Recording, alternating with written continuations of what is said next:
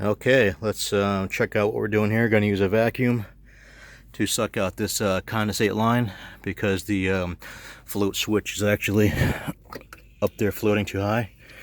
And when it goes up, the AC was shut off. When it goes back down, it's ready to rock and roll. As you can see, there's fluid in there. So to get all that sludge out, we're going to turn on this vacuum.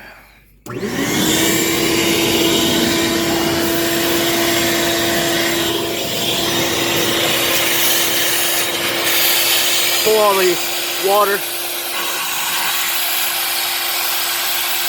out of there.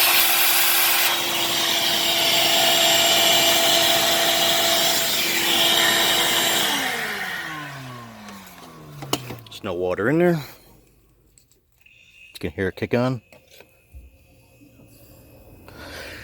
Make sure it's secure. This is ready to rock and roll.